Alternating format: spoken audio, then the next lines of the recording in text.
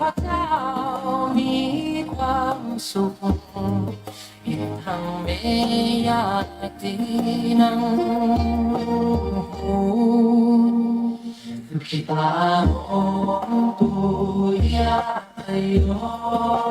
ขอส่วนบุญนี้จงสำเร็จแก่ญาติทั้งหลายของข้าพเจ้าขอให้ญาติทั้งหลายของข้าพเจ้ามีความสุขอิทังเมคุรูปัชฌายาจริยานังภูคิอาโนคุรูปัชฌายาจริยาส่วนบุญนี้จงสำเร็จแก่ครูปัชฌายาจารย์ของข้าขอให้ครูปัชฌายาจารย์ของข้าพระเจ้ามีพระ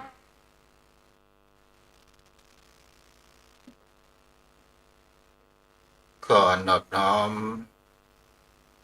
ก่อนน้อมจิตวันทาพระพุทธาเลิศรา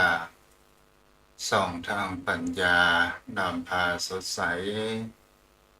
พระธรรมรำค่าดังทานสดใส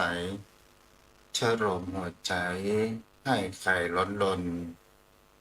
พระสงฆ์ผู้ทรงศีลธรรมมั่นคง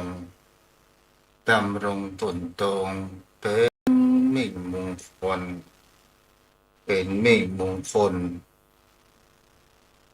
ขอนอบน้อมอย่างองค์สมเด็จพระสัมมาสัมพุทธเจ้าผู้แสวงหาซึ่งประโยชน์อันยิ่งใหญ่ขอนอบน้อมอย่างพระธรรมคำสอนในศาสนานี้ที่องค์สมเด็จพระสัมมาสัมพุทธเจ้าได้ตรัสแสดงไว้ดีแล้วขอนอบน้อมระลึกถึงอย่างพระสงฆ์สาวกหมู่ใหญ่ผู้มีทิฏฐิอันหมดจดและงดงามโดยเสียงกล่าวของข้าพเจ้าและขอถวายความเคารพนอบน้อมไว้สามายังครูบาอาจารย์พระเถราเจ้าพระภิกษุสงฆ์สมณเณรพระสังฆาธิการสงฆ์สมณศักดิ์บัณฑิตนักปราชญ์ท่านผู้มีความรู้ทุกรูปทุกตนทุกองค์มาด้วยความเคารพ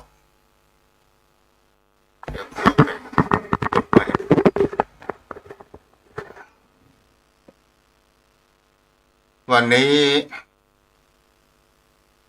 ก็มาอยู่กับกันธรรมะยามแรงทางสถานีวิทยุ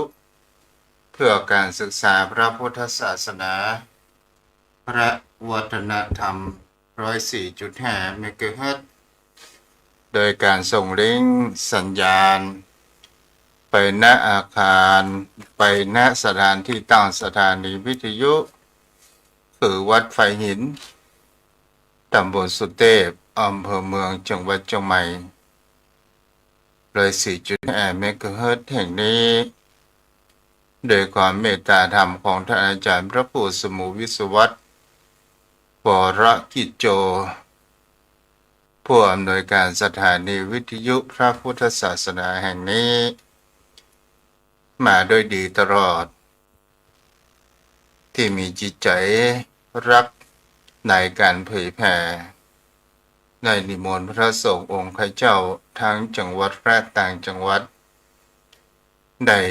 มาอยู่เป็นกู้เป็นกิมกับจมพ่ออยู่แม่ท่านผู้ฟังวันนี้ก็มาถึงคิวของตัวเจ้าวัดทุ่งปากเกร็ดตำบลหนองหานอำเภอสันทรายจังหวัดเชียงใหม่อัตมาภาพพระครูไพศาลสุตตกรซึ่งวันนี้ก็เป็นวันโกนหรือว่าเป็นบรรดาวันพรุ่งนี้ก็เป็นวันศีลวันพระเดือน8เหนือแรม15 ค่ำปีนี้ก็ถือว่าดับเต็ม ดินกู้ดับกี้ดินกี้ดับกู้ตามที่เราได้รับทราบกันข้างแหม15 วัน ก็จะเป็นวันสำคัญดังพระพุทธศาสนานั้นก็คือเป็นวันที่เราน้อมระลึกถึงยังพระคุณขององค์สมเด็จพระสัมมาสัมพุทธเจ้าที่พระองค์นั้นได้ซึ่งเป็นวันคล้ายวันประสูติตรัสรู้และปรินิพพานองค์สมเด็จพระสัมมาสัมพุทธเจ้าถือว่าเป็นผู้มีพระกรุณาธิคุณปัญญาธิคุณและบริสุทธิคุณเมื่อพระองค์นั้นได้ตรัสรู้สัมมาสัมโพธิญาณแล้วก็ได้เอาสิ่งที่พระองค์นั้นได้ตรัสรู้ในรู้แห่งโลกทั้งสามก็ได้มาแต่แสดงธรรมให้กับชาวโลกมวลมนุษย์ของเขานั้นได้รู้แห่งสัจธรรมแห่งความเป็นไปแห่งชีวิตรู้ในวิธีแห่งความแก้ไขปัญหาชีวิตของคนเฮาเชียวพ่อโยมแม่ท่านผู้ฟังวันนี้ก็จะมาเกี่ยวกับความสำคัญทางพระพุทธศาสนาซึ่งก็มีคำถามว่าทำไมอินเดียนั้นถึงเป็นพุทธภูมิแต่ทำไมพระพุทธศาสนาสูญหายไปเอาจงจำไว้ว่าพระองค์นั้นเมื่อทรงมีพระชนมายุอยู่ก็ได้ตรัสบอกไว้ว่าโลกนี้ตกอยู่ในกฎของภัตรักษ์อนิจจังทุกขังอนัตตาและทุกสิ่งทุกอย่างมันก็มีความเปลี่ยนแปลงและเปลี่ยนไปแม้กระทั่งร่างกายของคนเฮาหลังจากองค์สมเด็จพระสัมมาสัมพุทธเจ้าเสด็จดับขันธ์ปรินิพพานนานไปแล้วผ่านว่าหลังจากนั้นก็มีการสังคายนาครั้งแรกเพื่อที่จะรึกแห่งพระไตรปิฎกแบ่งเป็นหมวดหมู่เป็นอยู่3ตัวกันหนึ่งก็คือพระวินัยปิฎก2พระสูตรและพระอภิธรรมที่เราได้รู้กันอยู่ที่เราได้ใจมาจนถึงปัจจุบันนี้เหตุการณ์ต่อมาศรัทธาญาติโยมทั้งหลายนั้นก็คือหมายถึงเพราะว่าหลังจากนั้นก็ยังมีการสังคายนาอีกครั้งหนึ่งนั่นก็คือเป็นสังคายนาที่เกิดแห่งฝักฝ่ายหมายถึงเขาว่าพระสงฆ์องค์พระเจ้าเริ่มแตกแห่งความสามัคคีเรื่องมันมีอย่างมากก็คือเรื่องแห่งคำว่าพระวินัยที่พระองค์บัญญัติว่าวินัยเล็กน้อยผ่อนตัดไปนั้นก็ได้และพระสงฆ์หมู่มากก็บอกว่าถามว่าอันใดเป็นวินัยเล็กน้อยก็มามีภัยสามารถที่จะตอบได้ก็เลยเป็นสิ่งที่เราจะหันกันได้ว่าก็เลยเกิดแห่งคำว่าเถรวาทและมหายานเกิดขึ้นต่อมาศรัทธาญาติโยมทั้งหลายในเมื่อครอบครัวองค์กรของคณะสงฆ์นั้นแตกแยกก็เริ่มมีศาสนาฮินดูก็เริ่มเข้ามาที่จะมีแห่งเพราะว่าสร้างแห่งยุแยงแต่แห่งรั่วก็เลยทำให้พระสงฆ์นั้นเกิดแห่งเขาว่าจ จะทำอย่างไรให้พุทธศาสนานั้นอยู่ทางฝ่ายเถรวาทก็ถือแห่งคำว่าวินัยเคร่งครัดส่วนมหายานนั้นจะลดผ่อนผันในแห่งคำว่าวินัยอันเล็กน้อยลดลงไปต่อมาเหตุการณ์สิ่งที่มันบังคาดคิดมันก็มีความเปลี่ยนแปลงเกิดขึ้นพระพุทธศาสนาส่วนหนึ่งก็คือถูกกลืนไปด้วยศาสนาดั้งเดิมนั้นก็คือศาสนาฮินดูแล้วก็เริ่มมีแห่งเขาว่าการเก็บภาษีว่าผู้ใดยังมานับถือยังศาสนาตนก็จะทำให้เสียภาษีนั้นมากมายตลอดมาสถานญาติโยมทั้งหลายเริ่มมีอิทธิพลแห่งศาสนาอื่นก็คือศาสนาทางตะวันออกกลางก็คือศาสนามุสลิมมูเตึกที่เรียกว่าอารยันมีการรบราฆ่าฟันกันเกิดขึ้นในชิงยังตอนเหนือของประเทศอินเดียได้ก่อให้เกิดแห่งเขาว่าบีบบังคับผู้ใดมานับถือศาสนาของตนเองแล้วก็จะต้องได้รับแห่งขันว่าไม่มีความผ่อนผันในเรื่องแห่งคำว่าภาษีแล้วก็ก่อให้เกิดผู้คนทั้งหลายในอินเดียดั้งเดิมไหลลงมายังทางตอนใต้สถานญาติโยมทั้งหลายก็เลยทำให้ผู้คนทั้งหลายศาสนาฮินดูทำไมถึงคงอยู่ก็เพราะว่าผู้นับถือศาสนาฮินดูนั้นก็เป็นฆราวาสและบ่ได้แต่งตัวเหมือนดังพระสงฆ์องค์เจ้าเมื่อพระสงฆ์องค์เจ้าบ่ได้ทำความกบเกลื่อนนั้นเกิดขึ้นศาสนามุสลิมหรือได้แผ่อิทธิพลลงมาจนถึงนารันทาบีบบังคับพระสงฆ์องค์เจ้าแต่พระสงฆ์องค์เจ้าซึ่งมหาวิทยาลัยนารันทาซึ่งเป็นมหาวิทยาลัยที่ก่อให้เกิดแห่งคำว่านักปราชญ์และปัญญา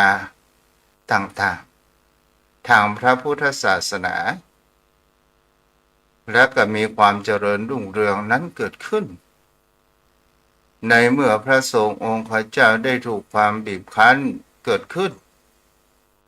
ผู้ปกครองอันเป็นพระมหากษัตริย์ในครั้งพุทธกาลนั้นมีพระมหากษัตริย์นับถือพระพุทธศาสนาก็เลยทำให้ศาสนาอื่นนั้นปากกล้าที่จะได้แห่งทำร้ายแห่งพระภิกษุสงฆ์นั้นเกิดขึ้นต่อมาสถานญาติโยมทั้งหลายมันก็มาสมัยแห่งเขาว่าพระเจ้าอโศกมหาราชก็นับถ้าจำพระพิษประมาณ500 ปีพระเจ้ามหาโศกมหาราชก็ได้ทำสังฆายนาได้นับถือพุทธศาสนาและให้เสรีภาพในการนับถือศาสนาและประส่งสมณทูตไปยังภูมิภาคต่างๆ9 สายด้วยกันประเทศเฮาก็เป็นหนึ่งในนั้นในแห่งสุวรรณภูมิอันประกอบไปด้วยลาวกัมพูชาพม่าไทยนี้ก็เป็นสิ่งที่เราก็จะหันได้ว่าบางครั้งบางคราวคนเรานั้นเกิดแห่งความสับสนและเราถามว่า ประโยชน์ในอย่างที่มีการนับถือพุทธศาสนาชาวโลกจะได้อย่างพ้องโยมพ่อโยมแม่ท่านผู้ฟังทั้งหลาย การอุบัติเกิดขึ้นแห่งองค์สมเด็จพระสัมมาสัมพุทธเจ้าที่เราได้รู้กันแล้วว่าวันประสูติพระพุทธองค์นั้นก็ได้เปล่งแห่งเขาว่าอภิสมาวาจาซึ่งมีเนื้อหาใจความเกี่ยวในที่นี้บอกว่าถ้าเป็นผู้ไปเป็นภาษาชาวบ้านเขาก็นะว่าพระองค์บอกว่าเราเป็นผู้เลิศแห่งโลกเราเป็นพี่ใหญ่แห่งโลกเราเป็นผู้ประเสริฐแห่งโลกอยู่ในท่ามกลางของสังคมมนุษย์ต่างๆและมีอิทธิพลต่อถึงการควบคุมและครอบงำทั่วไปทั้งหมดหมายถึงเขาว่าพระองค์ได้กล่าวแห่งเขาว่าอาสะพิวาจาวาแปลว่าวาจาอนาถานถ้าเป็นภาษาบาลีว่าอโคหะสมัตสมิสมิโรกัสสะเชโถหามัสสมิโรกัสสะเศโถหานัสสมิโรกัสสะนี่ก็หมายถึงเขาว่าตอนที่วันที่พระองค์นั้นประสูติก็ได้กล่าวแล้วว่าพระองค์นั้นจะมาปลดปล่อยแห่งความเป็นอิสระในแห่งการที่นับถืออันเป็นที่พึ่งโยมพ่อโยมแม่ท่านผู้ฟังทั้งหลายเมื่อเจริญเติบโตนั้นใหญ่ขึ้นมาจนถึงอายุ29 พรรษาได้ออกพระนวด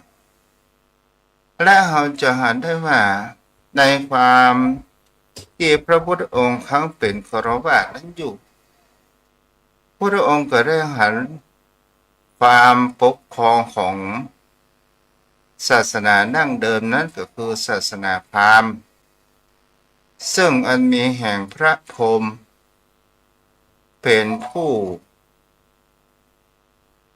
สร้างแล้วพระพรหมเป็นผู้สร้างต่อมาก็นับถือแห่งเขาว่าผู้ที่เกิดจากพระโอษฐ์ก็คือพราหมณ์มีหน้าที่สั่งสอนแล้วแขนก็คือผู้ที่เกิดมาเป็นพระมหากษัตริย์มีหน้าที่รบอาณาจักรเกิดขึ้นประการที่สามนั้นก็คือผู้ที่มาเกิดอย่างขาก็คือที่หน้าท้องก่อนก็คือแพทย์และตรงแข้งก็คือวรรณสูตรแพทย์ก็คือพ่อค้าวานิชและกสูตรและก็เป็นสิ่งที่จะเห็นได้ว่าในแห่งคำว่าศาสนาพราหมณ์ใครเกิดอยู่ในตระกูลไหนก็จะเป็นตระกูลเช่นนั้นมันก็เลยเป็นสิ่งที่เราจะเห็นได้ว่าตระกูลที่มีชั้นบนคือตระกูลพราหมณ์อันเป็นสูงสุดและก็มีแห่งคำว่าวรรณกษัตริย์วรรณแพทย์ในตระกูลเหล่านี้ก็ยังสามารถที่จะเรียนหาความรู้ได้แต่ประเปิดโอกาสแห่งคำว่าวรรณสูตรว่าสามารถที่จะกระทำอย่างได้ต่างๆนานาเกิดขึ้นแม้กระทั่งเข้าบ้านเข้าจองก็ยังเป็นกรกินีต้องเอาน้ำนมโคนั้นราดไล่เลยเกิดเป็นวัฒนธรรมที่แห่งความว่าไม่มีความเปลี่ยนแปลง พระพุทธองค์ก็ได้มีประการชนิดอยากจะมีความปลดปล่อยเลยผันได้ว่าพระองค์เคยตรัสบอกว่าคนเฮานั้นจะต่ำสาม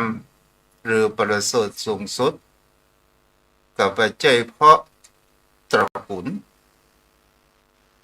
คนเฮาจะเร็วสุดก็เพราะการกระทำจะประเสริฐสุดก็เพราะการกระทำนั่นก็หมายถึงว่าคนเฮานั้นมีสิทธิ์ที่จะพัฒนาแห่งศักยภาพของคนเฮาถ้าคนเฮามีการพัฒนาทางด้านจิตใจไปในทางด้านที่ดีถึงคนยากคนจนก็สามารถพัฒนาตนเองนั้นขึ้นสู่แห่งเขาว่าบุคคลผู้มีปัญญาและทำมาหากินนั้นได้และมีคุณธรรมเป็นบุญกุศลบุคคลที่ทำชีวิตเบื้องต้นมาด้วยความบดีแต่มาทำกลางนั้นกับจิตใจนั้นดีเกิดขึ้นก็ถือว่ายังเป็นคนที่มีคุณค่ามีคุณธรรมเกิดขึ้นแต่ถ้าว่าเป็นคนผู้มีมากมีอันเป็นตระกูลเศรษฐีอันเป็นตระกูลคหบดีแต่ทำตัวเร็วก็มามีแห่งศักยภาพมีความต่ำชามอย่างนี้เป็นต้นนี่รัศดาญาติโยมทั้งหลายเฮาจะเห็นได้ว่าเมื่อพระองค์ดำริประการเช่นนี้ในแก่นเอารัดเอาเปรียบต่างๆนานานั้นเกิดขึ้นพระองค์นั้นเสด็จออกพระนวดแล้วเพื่อจะหาค้น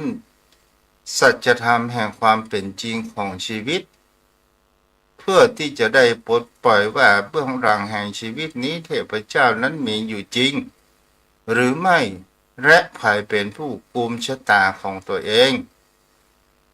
นี่แหละศรัทธาญาติโยมทั้งหลายเฮาจะเห็นได้ว่าไม่มีผู้ใดที่สละเท่ากับเจ้าชายสิทธัตถะผู้แสวงหาแห่งความจริงเฮาจะเห็นได้ว่าพระองค์นั้นเมื่อออกพระนวดแล้วก็ไปหายัง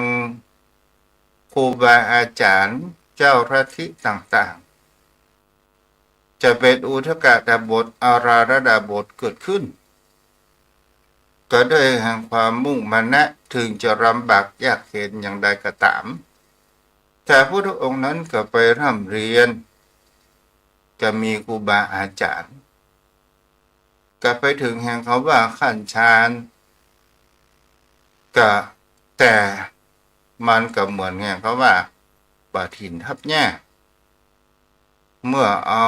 บาหินออกแง่นั้นก็โป่งพระองค์ก็ไปฝึกแห่งความว่าเพิ่มเติมอดทนอาหารสายสุดตรงไปมันก็เป็นความยากลำบากมันไม่ใช่เป็นการที่กัดจะเสียซึ่งความกิเลสตัณหาและพระองค์นั้นได้เดินทางแห่งเขาว่ามัชฌิมปฏิปทาก็คือบำเพ็ญทางจิตบำเพ็ญทางจิตก็หมายถึงว่าบำเพ็ญทางปัญญาก็คือมีความคิดความอ่านเกิดขึ้นก็ได้มีเทวทูตมาดีดพินสำสาหรือว่าเทวดาบางครูบาอาจารย์ก็บอกว่าคงจะเป็นปอกกาหรือว่านักดนตรีที่พายเรือผ่านหน้าถ้ำเล่นดนตรีได้ดีดพินอย่างนี้เป็นต้นตลอดจนถึงพระพุทธองค์นั้นเมื่อพรรษา45ก็ได้บรรลุเป็นพระสัมมาสัมโพธิญาณเป็นองค์สมเด็จพระสัมมาสัมพุทธเจ้าได้ขนานนามว่าพุทธะแปลว่าผู้รู้ผู้ตื่น สถานญาติโยมทั้งหลายในตอนนี้เราจะหันได้ว่าพระองค์ได้ตรัสรู้แห่งคำว่าความเป็นจริงแห่งธรรมชาติแห่งความเป็นไปบนโลกใบนี้เป็นสิ่งที่ต่างๆนานาที่เราจะเห็นได้ว่าทุกสิ่งทุกอย่างบนโลกใบนี้เนี่ยมันมีสิ่งที่เกิดขึ้นและก็มีสิ่งที่ตั้งอยู่และก็ดับสลายไปมันก็มีความยืนรังและยั่งยืนเกิดขึ้นแม้พระองค์ก็คิดถึงแห่งเขาว่าเราจะเกิดหรือบ่เกิดอย่างใดก็ตามโลกใบนี้มันก็หมุนไปตามกาลเวลาแห่งวิถีของมันก็แล้วก็มีกลางวันและกลางคืนเกิดขึ้นที่เราเรียกว่าหันแห่งวิถีชีวิตแห่งประการหนึ่งจากที่พระองค์เคยอยู่ในวังเขาเป็นเจ้าชายสิทธัตถะไปย่ามบอกเคยหันแห่งเขาว่าคนแก่คนเจ็บคนตายเพราะว่าพระบิดานั้นปิดบังก็เลยมีแห่งเขาว่าสร้างเมืองต้องห้ามและพระองค์ก็หันความจริงตนเป็นเจ้าชายสิทธัตถะแล้วก็หันศาสนาพราหมณ์นั้นมีความข่มเหงรังแกยังบุคคลผู้ต้อยต่ำมันเป็นวรรณะจันทานตลอดจนเป็นถึงวรรณสูตรนั้นเกิดขึ้นพระพุทธองค์ก็เลยเป็นสิ่งที่เราจะเห็นได้ว่าก็ได้ทำไมพระองค์ถึงตอนพระนวดนั้นถึงโกนศีรษะก็มีครูบาอาจารย์บ่งบอกถึงว่าพระองค์ยอมสละแห่งความเป็นกษัตริย์ลดลงมาเป็นแห่งคำว่าวรรณะล่างและก็เป็นสิ่งที่จะเห็นได้ว่าพระองค์นั้นเพื่อที่จะทำให้ความว่าเราเป็นกษัตริย์เราก็สามารถที่จะเป็นจันทานได้และก็เป็นสิ่งที่เราจะเห็นได้ว่าพระองค์นั้นได้นำความคิดพัฒนาในการชั้นปกครองต่างๆนานาสู่แห่งความอิสรภาพความตระหนักรู้ในแห่งวิถีชีวิตในสังคมของคนเราเพื่อที่เราจะมีฝึกฝนพัฒนาศักยภาพของตนของเราเองพระองค์นั้นมีหลักธรรมที่แห่งคำว่าอริยสัจสี่มักมีองค์แปดแล้วพระองค์ในหันวงจรแห่งวิถีชีวิตนั้นก็คือปฏิจจสมุปบาทเจ้าพ่อเจ้าแม่ท่านผู้ฟังทั้งหลายซึ่งเหล่านี้มันเป็นสิ่งที่พระองค์นั้นบอกใครอยากจะรู้ใครอยากจะหันว่ามันเป็นอย่างไรก็ลองประพฤติปฏิบัติก็ลองใช้ปัญญาพิจารณาเพราะว่าพุทธศาสนานี้เป็นศาสนาแห่งปัญญาเป็นสิ่งที่บุคคลเฮานั้นจะหันได้ว่ามีพุทธศาสนาเท่านั้นที่เป็นอเทวนิยมปฏิเสธในเรื่องพระเจ้าแต่สิ่งที่พุทธองค์นั้นบอกว่า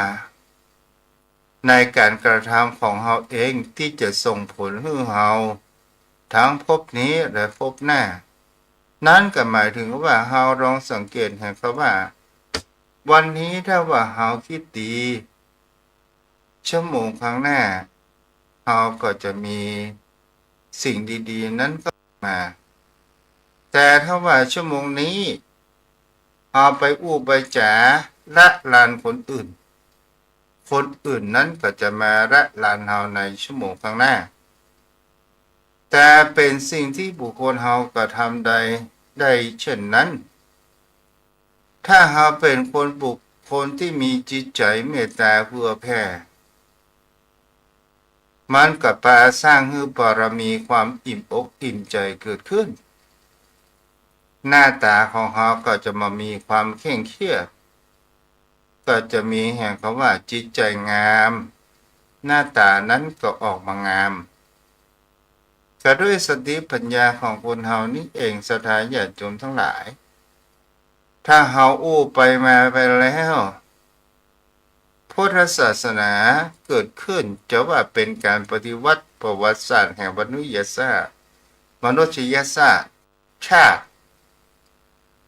ก็ว่าได้เพราะว่าคนเฮานั้นตามที่เฮาหันว่าพุทธองค์ตรัสบอกไว้ว่าคนจะสามคนจะประเสริฐหรือจะสามไม่ใช่อยู่ที่ตระกูลคนจะดีจะเลวก็อยู่ที่การกระทำพระพุทธองค์นั้นผู้คนต่างๆแนวตั้งแต่วรรณะพราหมณ์จนถึงวรรณะสูตรจันทานก็เข้ามา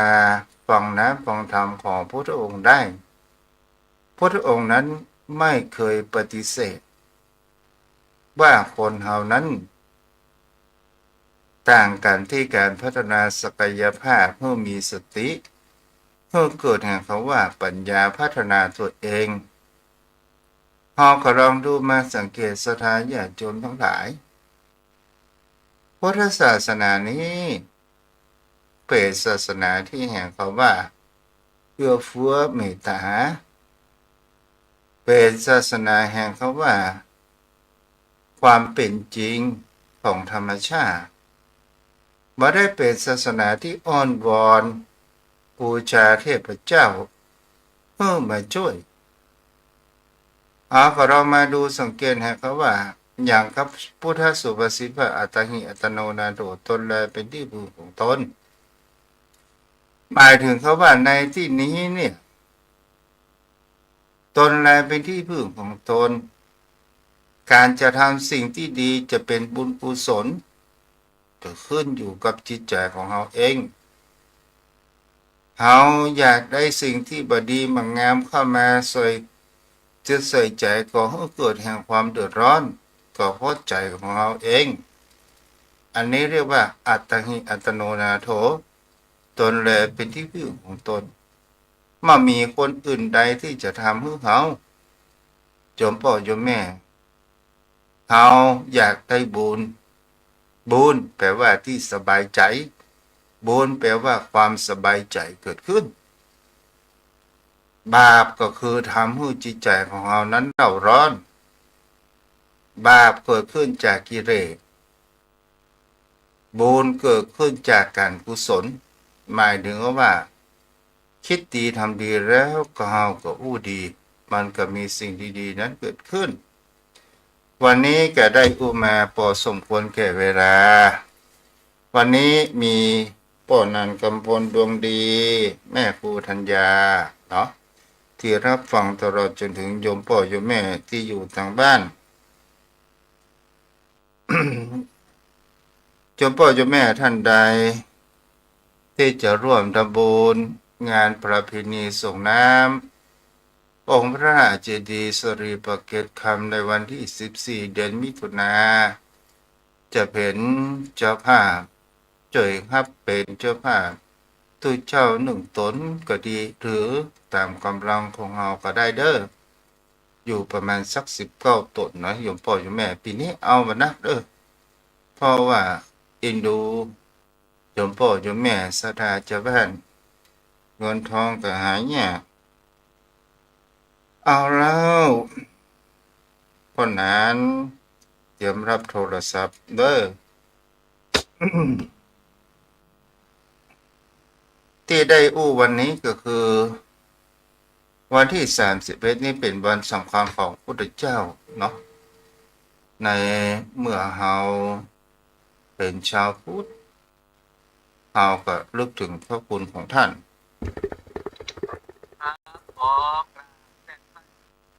เมตตาบารมีธรรมท่านพระคุณเจ้าด้วยความเคารพอย่างสูงยิ่งครับท่านเจ้าครับวันนี้เสียงเป็นจะได้พ่อวันนั้นก็ชัดเจนดีแล้วครับท่านพระคุณเจ้าจะนวัตพุทธกะค ถ้าเป็น ได้ ทอด ถ้า แห้ ซอยมันป้อยดีเนาะจะซอยจะคำครับไว้สาครับ เจ้าอนุโมทนาเด้อ ไว้ วัน สา นี้ ครับ ผู้ในเรื่องแห่งการอุบัติเกิดขึ้นแห่งพระพุทธศาสนาเนาะ ไว้สาครับ ว่าพระพุทธศาสนาเกิดขึ้นนี่ก็คือเพื่อที่เกิดมา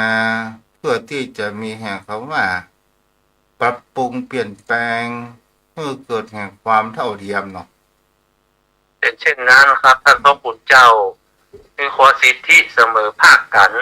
สามารถผู้ใดกระทำดีก็ย่อมได้ดีทำชั่วได้ชั่วเสมอภาคกันหมดปฏิบัติแล้วได้ผลทัดเทียมกันหมดเป็นเช่นนั้นครับท่านเจ้าครับ อย่างก็บาที่ได้ยกสุภาษิตว่าอัตถิอัตโนนาโถอ้าวไหนบอกว่าเป็นอนัตตาไม่ใช่จะอัตถิอัตโนนาโถมันจะได้ขออธิบายคำวันนี้จะได้อธิบายแล้วเนาะเท่านั้น ไว้สาครับ อืม คือที่ท่านเจ้ายกภาษิตขึ้นมาว่าตนเป็นที่พึ่งของตน เพราะว่าเฮาเป็นตัวของเฮาโดยสมมติสัจจะ อืม ดังนั้นเฮาไปพึ่งสิ่งอื่น มันก็สามารถที่จะพึ่งได้ตลอดไป เพราะว่าผู้ที่อยู่ใกล้ที่สุดก็คือตัวตนของเฮาที่เฮาถือว่ามันอุบัติขึ้นมาด้วยอาการมีบิดาเป็นผู้คือกำเนิดมีมารดาเป็นแดนเกิด แต่ว่ามันตั้งอยู่ในสมมุติสัจจะถึงแม้ว่ามันบัจใจมันเป็นสายามัญลักษณะอนิจจังทุกขังอนัตตานั่นมันแน่นอน แต่ว่าในเมื่อมันเป็นตัวเป็นตนโดยการประกอบขึ้นด้วยธาตุสี่ขันธ์ห้ามาปรับมาปรุงแต่งกันแล้วเอาก็เรียกสมมุติว่าเป็นตัวเป็นตน อืม ในการดำเนินชีวิตของบุคคลเฮานั้นบุคคลที่จะรู้ดีรู้ชั่วคือตัวของเฮาเพราะเฮาอยู่กับเฮาตลอดเวลาบุคคลอื่นบ่สามารถอยู่กับเฮาตลอดเวลาได้เฮาจะดีหรือชั่วก็อยู่ที่การประพฤติของเฮาในเมื่อเฮารู้ว่าตนเป็นที่พึ่งของตนแล้วเฮาก็พึงศึกษาหาความรู้เพื่อที่จะมาพัฒนาตัวของเฮาอันนั้นก็คือว่าปัญญาที่จะมาให้เราได้พิจารณาว่าสิ่งใดควรทำสิ่งใดไม่ควรทำ นี่ก็เฮาถ้าเฮาอู้ถึงแห่งพระคุณขององค์สมเด็จพระสัมมาสัมพุทธเจ้าเนี่ยพระองค์เป็นตัวอย่างเมื่อกับชาวโลกทั้งหลายอย่างเช่นทั้งนางมาคันธิยาให้ผู้คนไปด่าคนไปด่าว่าอันว่าสื่อเสียหายเหมือนเป็นสัตว์ต่างๆนานาจนพระอานนท์นั้นซึ่งเป็นแห่งเพราะว่ายังเป็นพระโสดาบันยังมีจิตขุ่นเคืองอยู่เนาะยังเป็นห่วงอยู่ถ้าพระองค์สงบนิ่งครับปนั้น ไว้สาครับ พระพุทธองค์มีเมตตาธรรมคือสิ่งที่มันเกิดขึ้นนะมันก็อยู่ได้ประเมินมานานเดี๋ยวมันก็ดับไปเหมือนกับคำด่านะมันอยู่ได้ก็เกิน7 วัน เดี๋ยวมันก็หายไปเหตุเกิดที่ไหนก็ดับที่นั่นและสิ่งที่มันเกิดขึ้นนะท่านพระพุทธเจ้าเท่าก็บ่ต้องไปเปิ้นพระพุทธองค์บ่ได้ไปยึดมั่นถือมั่นมันเป็นเรื่องธรรมดาของโลกเดี๋ยวมันก็ดับไปเคยสาธกคือกับพราหมณ์ท่านหนึ่งว่ามาด่าพุทธเจ้าก็เช่นเนี้ยว่าพุทธเจ้านะเป็นคนที่สมณะโลนมาน่านับถือมาได้พุทธได้เกิดพุทธองค์ก็ว่าใช่ไม่ได้พุทธได้เกิดแต่ว่าพุทธองค์ก็ได้ตอบโต้อย่างพราหมณ์ก็ว่าทำไมพุทธองค์ถึงเงียบทำไมไม่ตอบโต้พุทธองค์ก็ได้สาธกยกว่าเหมือนกับ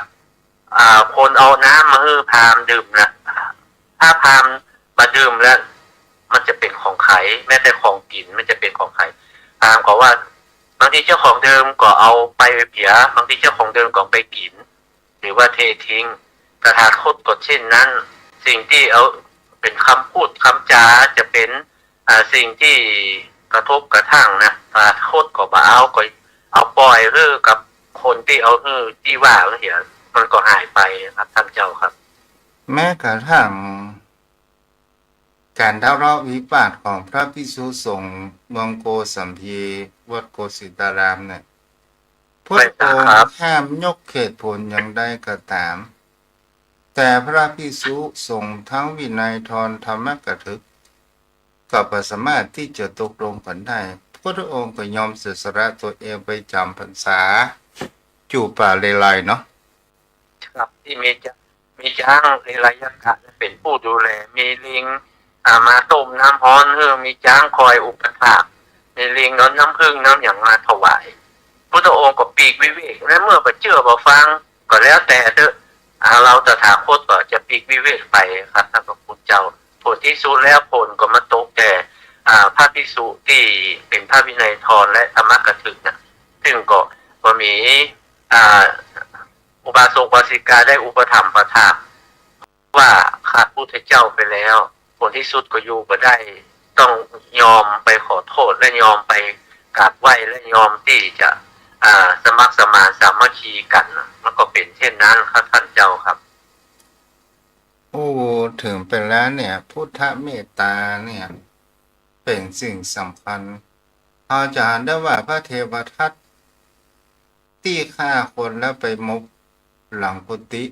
ขององค์สมเด็จพระสัมมาสัมพุทธเจ้าที่แม่เฮาพระองค์ก็โดนใส่ความในตอนนั้นเหมือนกันแม้กระทั่งเปิ้นเฮาว่าทหารรับจ้างมือเพชฌฆาตเพื่อที่จะไปฆ่าพระพุทธเจ้าก็บ่ได้โต้ตอบไปหยังเขาเฮิดด่าแต่หาแล้วพระพุทธเจ้ามีแห่งเขาว่าพุทธเมตตาก็ได้ยอมทิ้งดาบนั้นลงไปกับขอได้ฟังธรรมแล้วขอบวชเป็นทุกเจ้าอย่างนั้นเนาะครับเป็นเช่นนั้นครับท่านเจ้าทุกเรื่องที่ใหญ่ๆโตๆพุทธเจ้าก็ได้สะทกสะท้านแม้แต่เรื่องเดียวดังกินจตมานาก็เหมือนกันที่ได้กล่าวตู่พุทธเจ้าว่ามีท้องกับพุทธองค์ก็เพียงตอบสั้นๆว่าเขาสองคนนะรู้ดีรู้เรื่องดีว่าสัจจะความจริงเป็นอย่างไรคนอื่นหาได้รู้กับเขาไม่ก็เพียงแต่ตอบสั้นๆมันเป็นคำตอบที่กินใจมากท่านเจ้าครับเพราะการใส่ร้ายป้ายสีนะมันมีคนอื่นรู้หันหรอครับคนที่ใส่ร้ายป้ายสีนะมันจะรู้เองว่าจริงหรือเท็จท่านเจ้าครับพระองค์มีรักเมตตาเป็นที่สุดเลยครับท่านเจ้าครับมันจะมีแห่งคำว่าร้อนรนเนาะพวกนั้นเนาะใช่ครับคือเรื่องที่บัดจริงครับท่านพระพุทธเจ้าเรื่องเท็จบ่มีเหตุบ่มีผลกล่าวคิดอาฆาตปองร้ายพยาบาทเป็นนะนั่นเป็นสิ่งที่ฮ้อนที่สุดคือคนที่กระทำผู้ที่ถูกกระทำหาได้เป็นเช่นนั้นครับคือหยุดนิ่งโดยสัจจะว่ามันใช่มันมีความจริงในเมื่อเราไปได้กระทำมันก็คือไปได้กระทำนะท่านพระพุทธเจ้าครับความจริงก็คือความจริงใช่ครับมันเป็นเช่นนั้นครับคือคนที่มันจะใส่ร้ายมันเป็นมีทำในยุคไหนมันก็ต้องมีครับข้าพเจ้ากับคนมันก็สำเร็จธรรมบรรลุธรรมเหมือนกันทุกท่านทุกคนละเหตุที่ว่ามันบรรลุธรรมมาได้เพราะมันมีทั้งคนดีและคนชั่วอยู่ด้วยกันถ้าเขาอู้ซับแห่งเขาว่าบรรลุธรรมเนี่ยก็นั้นไว้สาครับท่านเจ้าถ้าอู้ถึงตามความเข้าใจของตู้เด้อตู้บ่ได้ว่าผิดว่าถูกกันอย่างนะครับไว้สาบรรลุธรรมเฮาจะได้ว่าอย่างครั้งพุทธกาล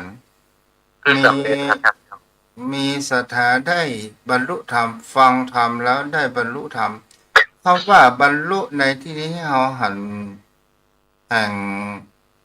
ทรัพย์แห่งราชบัณฑิตของพุทธโพธิอาจารย์สมัยเพิ่นเป็นปประยุทธ์โตเนาะครับไว้สาครับ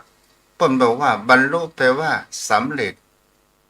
ก็หมายถึงเขาว่าความเข้าใจนะพ่อหนานเนาะครับเป็นเช่นนั้นในปัจจุบันนี้ก็เป็นเช่นนั้นนะครับคือบรรลุก็คือสำเร็จมันมีรู้ธรรมเข้าถึงธรรมเห็นธรรมบรรลุธรรมมันเหมือนกับเขาคำกล่าวยกย่องบุคคลนะครับคือคนดีก็คือผู้รู้ แล้วก็มีอริยชน เมื่อมีอริยชนแล้วก็คือแยกออกไปว่า ก็คือผู้รู้นี่ยังแบบสามารถบรรลุแต่ถ้าเป็นอริยชนก็เป็นชนที่ผู้ไกลจากกิเลสเป็นคนที่รู้ธรรมเห็นธรรมแล้วครับเจ้าคนดีแล้วก็กัลยาณชนนะครับ มันความหมายมันก็สูงขึ้นไปเป็นขั้นเอาไว้สามครับท่านเจ้าครับบางคนว่าสมัยปัจจุบันยังแบบบรรลุกัน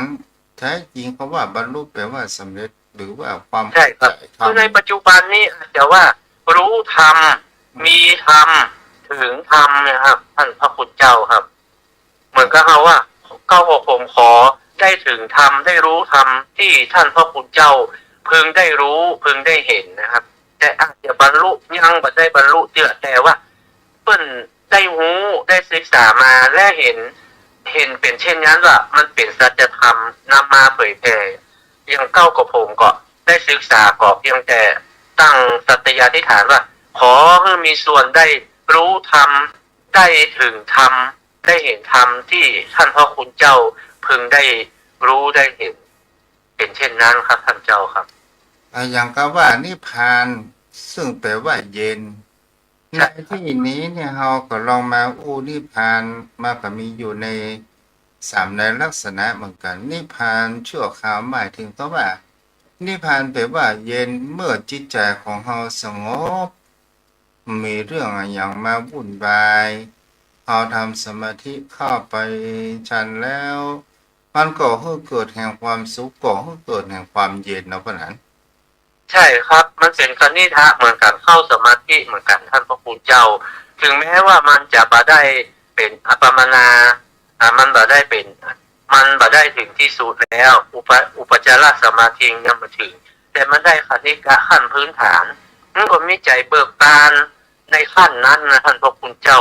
มันดูเหมือนว่ามันสบายมันโล่งอกโล่งใจมันม่วนอกม่วนใจมันอาจจะตอบแบบถูกตรงเอาสื่อในใจออกมาโดยตรงแต่ว่ามันเป็นลักษณะเช่นนั้นม่วนอกม่วนใจสบายอกสบายใจท่านพระคุณเจ้ามันตอบได้มันจิตใจของคนเราในแต่ละ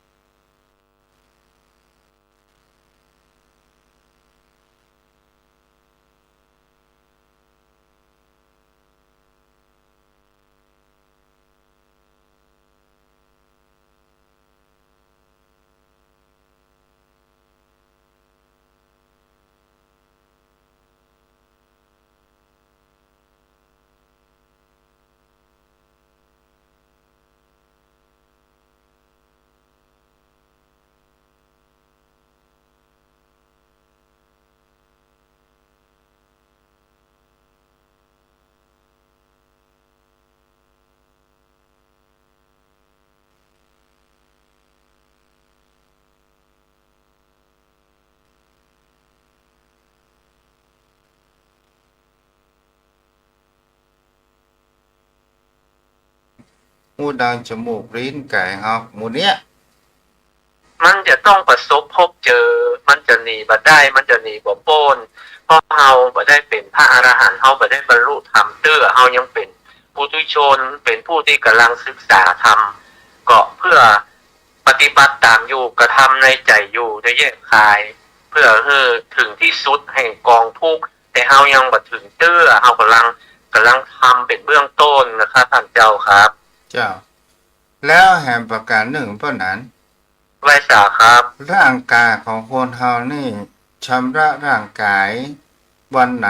ถ้าเป็นเหงื่อเป็นไข้วันไหนก็หลายเตื้อแต่จิตใจของคนเฮาเนี่ยมันรับอารมณ์มามากมายมันมักหมมเฮาก็หันว่ามันมักหมมและทีนี้เวลาเฮาบ่สบายมันก่อให้เกิดแห่งความเครียดก่อให้เกิดแห่งความนึกคิดก่อให้เกิดการกรอกับในสมองคิดเรื่องนี้จบคิดเรื่องนั้นแหมคิดนี้เรื่องนั้นจบคิดเรื่องนี้แหมบนไปจนแจ้งนอนบัดหลับแต่การชำระจิตใจนี่สิ่งที่เราจะหันคำโบราณบอกว่าไปแอบน้ำบางหินกับพนันอู้ฟังครับไปคือไปอาบ น้ำวางหินอาบน้ำฟาร์มคำนี่ก็ประโยคหนึ่งนะครับ อ่า อาบน้ำวางหินนี่คือมันไปฟังธรรมนั่นแหละครับเพื่อมันเย็นอกเย็นใจคือเอาธรรมะนัจโลมมันอาบน้ำฟังธรรมมันปัจเจกความหมายโดยตรงว่าอาบน้ำฟังธรรมก็คืออาบน้ำแล้วไปฟังธรรมะที่วัดปัจเจกความหมายอย่างนั้นคำว่าอาบน้ำฟังธรรมนี่ก็คือเอาน้ำธรรมคำสอนมาจำโรมาชโลมมาล้างจิตใจของเฮาให้สะอาดคือขัดเกลาเอาและสิ่งต่างๆที่เราเรียกว่าเป็นกิเลสความโลภความโกรธความหลงความอยากความยึดมั่นถือมั่นอันมากระทบในอายตนะของเฮาในขันธ์ของเฮารูปเสียงกลิ่นรสกายตาหูจมูกลิ้นกายใจที่มันกระทบกันแล้วมาปรุงแต่งนะเอาธรรมะมาขัดมาเกลามันเหมือนสนิมกินเล็กครับถ้าเอาบักคัดมายั้งมันก็จะติดเอาแล้วมันก็จะป้อขึ้นแล้วมันก็จะกร่อนกัดกินเล็กแต่ว่าถ้าเอาคัดกิเลสตัณหาที่มันมาเข้าจิตเข้าใจเข้าตัวของเรามันก็จะเบาบางถึงแม้ว่ามันจะบ่หมดเสี่ยงแต่มันก็ยังดูดีเบาบางไปเพราะว่าธรรมะเป็นอาหารทางใจอาหารว่ากระเลงกระลาหารที่เรากินทุกวันเนี่ยมันเลี้ยงสังขารร่างกายของเรากินมันตลอดอันอย่างล่ำๆดีๆมาสนองตอกตัณหาความอยากของเราแต่ธรรมะที่เกิดขึ้นจากธรรมชาติที่องค์สมเด็จพระสัมมาสัมพุทธเจ้าได้มอบไว้นะเราไม่ได้นำมาศึกษาดังนั้นเราไม่ได้ให้อาหารทางใจเราไว้สาขาพระเจ้าครับโอ้ถึงคำว่าการที่เราจะล้างชำระกิเลสที่มันตาหูจมูกลิ้นกายใจของเราเนี่ยที่อันเป็นความเครียดนะหมายถึงประการหนึ่งก็คือไหว้พระสวดมนต์ส่องทำสมาธิจะถึงได้สัก2-3 นาทีก็ยังดีกว่าประทำและก็ได้แผ่เมตตาบุญกุศลที่ได้กระทำนี้ไปตัวถึงเฮาว่าภาษาบาลีบ่ได้แต่เฮาก็ว่าอู้จาภาษาเฮานั้นก็ได้ทุกสิ่งทุกอย่างมันอยู่ที่เจตนาเจตนาก็คือความตั้งใจเนาะบ่ดานเนาะครับเป็นเช่นนั้นครับท่านพระคุณเจ้าถึงแม้เราจะบ่ฮู้ภาษาบาลีแต่เราฮู้ความหมายโดยปริยายของเราในจิตในใจเรามีเมตตาเราผ่ายแผ่หน้าบุญไปใจเราก็เบาเพราะว่าเราบ่ได้คิดพยาบาทจองล้างจองเวรเขาแผ่เมตตาไปคือการไหว้พระสวดมนต์นะมันเป็นการเพื่อมีสมาธิในเบื้องต้นมันอาจจะเป็นสมถะก็ได้ต่อจากนั้นมันก็จะเป็นวิปัสสนารู้แจ้งเห็นจริงไปในที่สุดแต่มันจะขาดจากมันจะแยกจากกันมาได้ทั้งสมถะและวิปัสสนาเพราะมันอาศัยซึ่งกันและกันถ้าจิตใจเราบ่ตั้งมั่นแล้วเราก็บ่สามารถจะเข้าสู่การรู้แจ้งเห็นจริงคือวิปัสสนาได้ท่านเจ้าครับเอาละมาเป็นคำถามนี่ป้นอ่านกับป้นอ่านจะรู้บ่รู้บ่รู้เด้อจะตอบได้ก็บ่ตอบได้ก็บ่เป็นหยังคำว่าตานอกและตาในเขาจะถามว่าตาในคืออย่างพวกนั้นแยกก่อนว่าเป็นรูปธรรมนามธรรมตานอกคือตาที่เรามองเห็นสิ่งทั่วไปตาในคือพิจารณาโดยแยกคายรู้แจ้งเห็นจริงตามอริยสัจสี่ด้วยสติปัญญาคือตาในของเราเนี่ยมีปัญญามีสติกำกับและปัญญาพิจารณาถูกต้องเอาอย่างเดียวป้าแหนเอาอย่างเดียวป้าแหนจะไปพูดทั่วไปกะตีทั่วไปหมดเดี๋ยวท่านเจ้าได้อธิบายป้าแหนอู้ถูกละป้าแหนอู้ถูกละก็คือที่เก้ากับผมว่าตานอกคือตาที่เรามองเห็นด้วยรูปผ่านมาปุ๊บเขาก็หันละอันนี้เป็นรถนี่เป็นรางนี่แต่ตาในนะพิจารณาคือทองแท้ว่าอ๋อนี่คือสิ่งสมมุติก็พิจารณาคืออย่างละป้าแหนการพิจารณาก็คือการแยกโดยปัญญาของเราว่าสติไงป้าแหน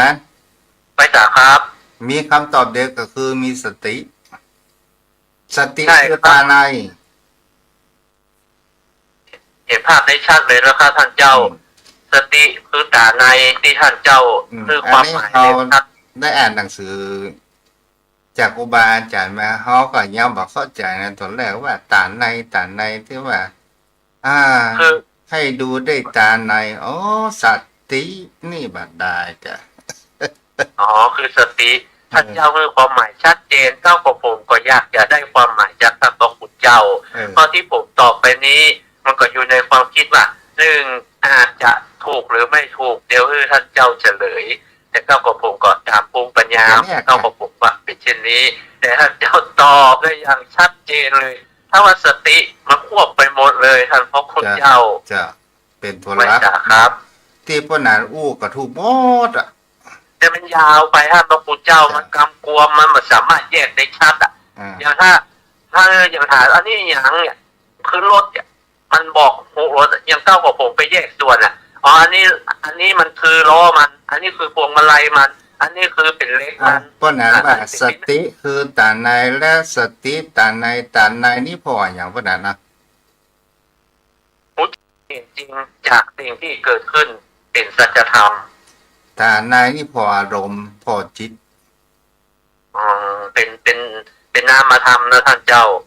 พ่อหนาน อารมณ์ ลอง พอจิต ลองนั่งสมาธิกันตอนแรกนั้นมีแต่ความฟุ้งซ่านแต่มีเรื่องคำอู้คำจ๋าที่ผ่านมาในรอบวันนะพ่อหนาน ไม่สาครับ เนี่ยเนาะตาใน ครับไม่สาครับ เห็นภาพได้ชัดเจนเลยท่านเจ้า จะ เราบุคคลเรามองด้วยตานอก แต่ไม่ได้ใช้สติพิจารณา ถ้าเฮาอู้ไปตานอกก็คือหันรูปธรรมตาในก็คือดูนามธรรมเนาะ ไวสาครับเป็นเช่นนั้น ที่จริงคนเฮาก็มีสองอย่างแล้วเจ้ารูปธรรมนามธรรมแต่เฮาไปยึดมั่นยึดติดของมันเอง และสิ่งต่างๆนี่มันก็มาตั้งอยู่ได้นานเดี๋ยวมันก็แตกแปรปรวนเกิดขึ้นเบื้องต้น แปรปรวนท่ามกลางแตกไปในที่สุด มันก็เป็นเช่นนี้อยู่ตลอด ที่เฮายึดมั่นถือมั่นเพราะว่าเฮาก็ได้ใช้ธรรมะในการควบคุมโดยสติของเฮาท่านเจ้า เอาปล่อยมันไปตามอารมณ์ของเฮา